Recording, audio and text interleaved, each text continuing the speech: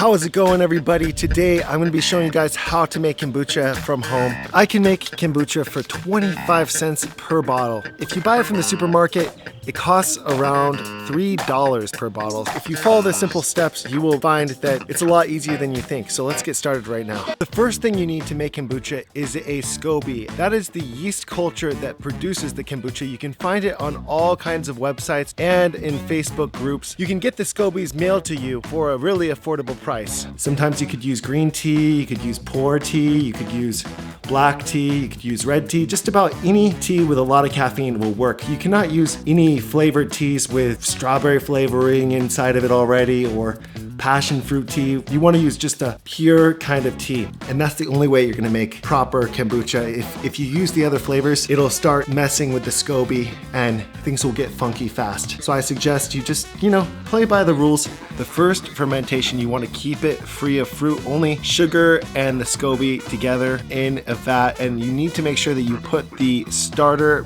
bit of kombucha. You need to leave some of that kombucha in for the next batch of kombucha that you want to brew. It's kind of like sourdough bread. You need that starter to keep it going, and once it goes, it just keeps going and it ferments the whole thing into kombucha. But if you don't have that starter and only the Scoby, it's going to be not fermenting it, or it might just take a really long time to finally turn that kombucha.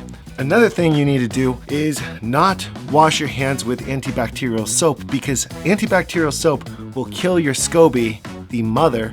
It cannot survive with that kind of chemical inside with that, because it's made to kill bacteria, and the Scoby is a kind of bacteria. The second fermentation is where you can get all the crazy flavors like strawberry, blueberry, passion fruit, orange, lemon, calamansi, just about anything you can think of. The batch of tea, it needs to taste similar to a Lipton tea that you buy from the store that's already sweetened.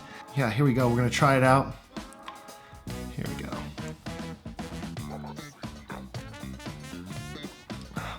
Just a little bit more sugar. It's not quite sweet enough. It just needs that little boost of sugar. You need the sugar for the bacteria to do its thing, the yeast and all the different organisms to eat that sugar to make kombucha happen.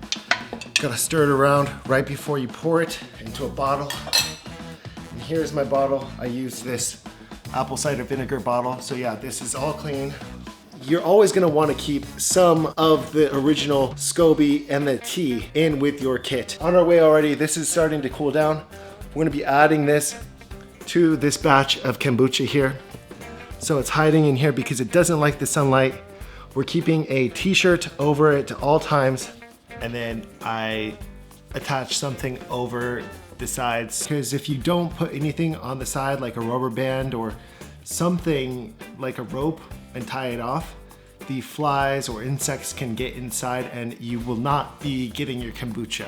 The whole thing works together as kind of an ecosystem, a fun kind of science experiment. It ferments for about 1 week, depending on how hot it is. It could be hot where you are. It's gonna take 3 or 4 days to ferment, but typically here in San Diego, it's gonna take around 5 or 6 days. It just depends. If you live in a place that's really cold, it could take up to 12 days to ferment in this jar. So right now we're gonna be moving this into here.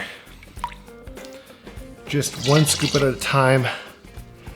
It's good to wait until it's room temperature and it's just kind of lukewarm right now. You don't want to burn the mother, and the mother can burn and die really easily if it's just above a certain temperature.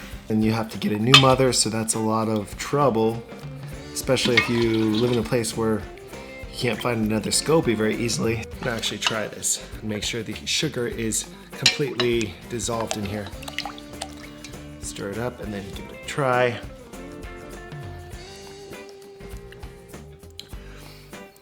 Yeah, it's sweet enough. It's the perfect amount. Here we're gonna add a little bit of sugar. You don't wanna add too much, but you need the carbonation to happen. And that yeast is just gonna eat away at the sugar. It's gonna turn it into CO2, and it's gonna be a lot less sweet by the end of the week. I never really measure it because I like to just, play it by ear how much I add. But yeah, I'm just gonna add a little bit more sugar to these babies too, because they really like the sugar. Mixing up the yeast from the bottom of the kombucha jar to make sure that you're getting a really solid amount of yeast in every one of these bottles, because that is what's going to make the second fermentation just explode, literally. Hopefully not explode too much, but explode with carbonation and get it to be a little bit leveled out on the sweetness. And you also need to get your fruit mixture to about 10 to 15% of what is inside the bottle, because you don't want it too strong. And that's what makes this drink so healthy, is the sugar and yeast and the acidity and everything, all the probiotics that are in here. It's just really good for you when it's done right. The thing that will be forming on the top of every bottle of kombucha will be the Scoby. So here, I'm gonna show you guys a Scoby right now. Yeah, so this is the Scoby that got formed last week from my batch of kombucha in the big bottle. So it's a pretty healthy looking Scoby. You could not go make your own kombucha from this one because I added the fruit. But if you've never added fruit before to the kombucha bottle, then you can go ahead and use this to start your own breeding kombucha. So yeah, I'm gonna eat this right now. Ooh. It's a very fruity Scoby. It's kind of like a gummy bear. It's very similar to snacks in Asia, like boba tea. And it's very healthy for you. You could eat it or you could throw it away. It just depends on you. Every single bottle you make will be forming a kind of Scoby like that. And it's a lot of fun to chew. However you brew it, it's your own style. And you can also do the second fermentation with lots of different vegetables or fruits, like add some cucumber or lemongrass or turmeric, just about anything you can imagine you can add to your kombucha. Making kombucha is one of my favorite pastimes because it is about just staying healthy, keeping those healthy probiotic type of organisms in your body. It's got a lot of vitamin B. It's got other things that we just don't know. People have been making kombucha for thousands of years, and we really don't know the ultimate health benefits that it has. This is what it looks like when it's all finished. These are the kombuchas. I made a couple different kinds of flavors and experimental ones for the most part. Just gotta stick to whatever you want, really. You don't need to follow my recipe. That's why I don't really want to give you guys any recipes, because I like it when people kind of mix it their own kind of way. But just follow the recommendations of the amount of sugar and adding the extra sugar to the second fermentation, and also mixing up the yeast from the bottom of the kombucha jar to make sure that you're getting a really solid amount of yeast in every one of these bottles, because that is what's going to make the second fermentation just explode, literally. Hopefully not explode too much, but explode with carbonation and get it to be a little bit leveled out on the sweetness. Now it has been 1 week since I have bottled these, and this is the second fermentation that is completed, and I'm about to open this up and show you guys how they explode. It turns into carbonation, all the sugar you put in, and it just gets a lot of pressure. As you can see, this is a lot of pressure for this lid, and it's popping up a little bit, so it can explode very high. So we gotta be careful when we open this baby up, because it can definitely make you lose an eye if you're not careful. Oh no.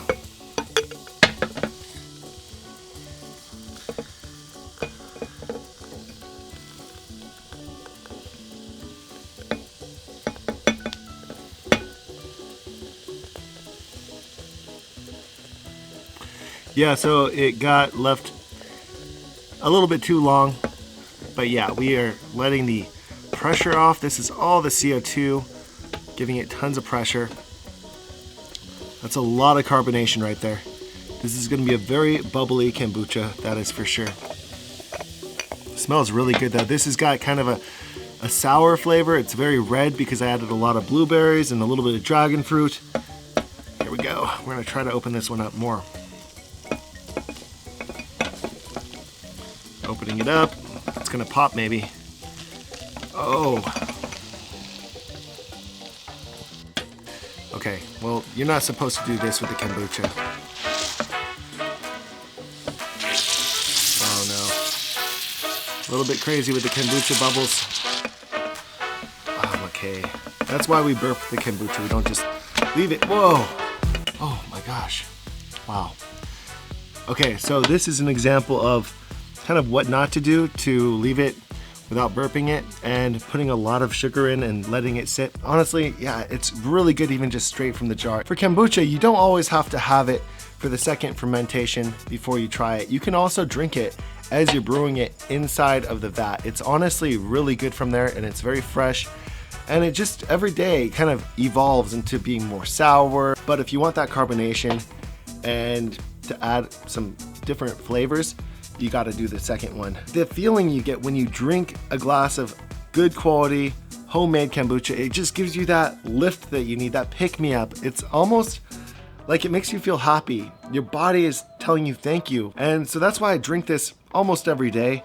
You cannot drink it in the early morning when you have an empty stomach. It's good to drink it in the afternoon when you've already eaten something.